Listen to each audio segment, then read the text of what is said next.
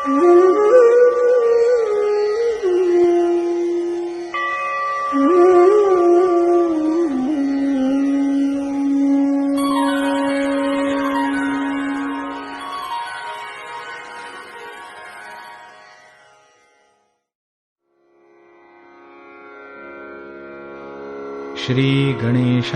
नमः।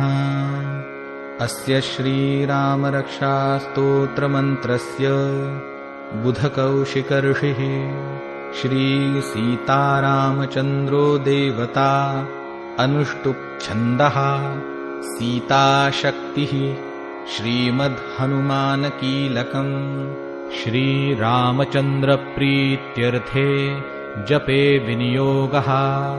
अथ ध्यानम्।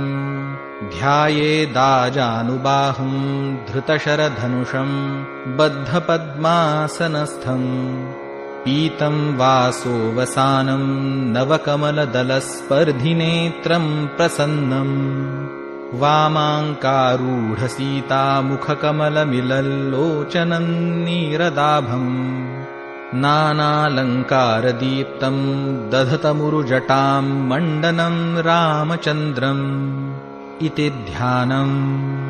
चरितं रघुनाथस्य शतकोटिप्रविस्तरम् एकैकमक्षरं पूसां महापातकनाशनम् ध्यात्वा नीलोत्पलश्यामौ रामौ राजीवलोचनम् जानकी लक्ष्मणोपेतं जटामुकुटमण्डितम् सासितूनधनुर्बाणपाणिन्नक्तं चरान्तकम् स्वलीलया जगत्त्रातुम् आविर्भूतमजं विभुम् रामरक्षां पठे प्राज्ञः पापघ्नीं सर्वकामदां शिरो मे राघवः पातु फालं दशरथात्मजः।